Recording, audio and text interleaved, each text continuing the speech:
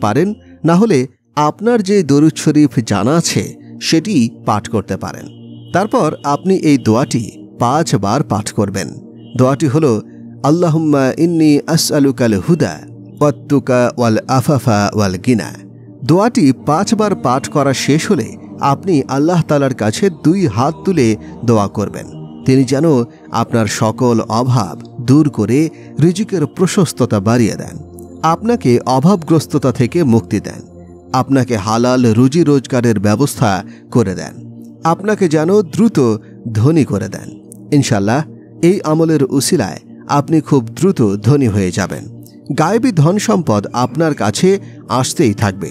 তবে এই আমলের সাথে অবশ্যই আপনি আপনার কর্মক্ষেত্রে সৎ থেকে অনেক পরিশ্রম করবেন। ইনশাআল্লাহ আপনার ভাগ্য খুলে যাবে, আপনি খুব দ্রুত ধনী হয়ে যাবেন, আপনার বাসায় বরকত আসতে শুরু করবে, আপনার সকল সমস্যা দূর হয়ে যাবে এই আমলটির উসিলায় ইনশাআল্লাহ। তো বন্ধুরা, চলুন দোয়া করে নেই। এর আগে আসুন একবার দরুদ শরীফ পাঠ করে নেই।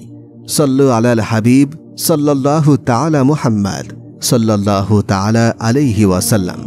যারা এই ভিডিওটি দেখছেন তাদের সকলের মনের আশা আল্লাহ তাআলা কবুল করুন। যারা চিন্তিত আছেন আল্লাহ তাআলা তাদের চিন্তা দূর করে দিন। যাদের সময় খারাপ চলছে আল্লাহ তাআলা তাদের খারাপ সময়ের পরিবর্তে ভালো সময় দান করুন। আর যারা এই আমলটি করবে আল্লাহ তাআলা তাদের সফলতা দান করুন। যাদের বাসায় ও ব্যবসায় বরকত নেই আল্লাহ তাআলা তাদের বাসায় ও ব্যবসায় বরকত দান করুন। যারা গরিব, যারা অভাবে আছেন আল্লাহ তাআলা তাদের গরিবি এবং অভাব দূর করে তাদের অনেক ধন সম্পদের মালিক করে দিন। যারা কাজ পায় না আল্লাহ তাআলা তাদেরকে হালাল রুটি রুজির তৌফিক দান করে দিন।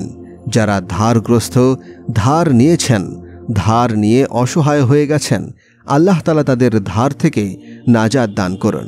যারা যারা নেক দিলে আপনার দরবারে দোয়া করবে এবং নিজের ঈমানের জন্য দোয়া করবে, নিজের দ্বীনের জন্য দোয়া করবে, তাদের সকল দোয়া কবুল করুন।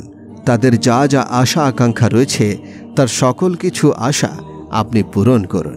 আল্লাহ তাআলা আমাদের সকলকে নেক রাস্তায় চলার তৌফিক দান করুন, আমিন। ভিডিওটি ভালো লাগলে অবশ্যই লাইক, কমেন্ট, শেয়ার এবং সাবস্ক্রাইব করে দেবেন। এবং আপনাদের যদি কোনো প্রশ্ন থেকে থাকে আমাদের কমেন্ট করে জানাবেন। আমরা চেষ্টা করব আপনাদের প্রশ্নের সঠিক উত্তর দেওয়ার।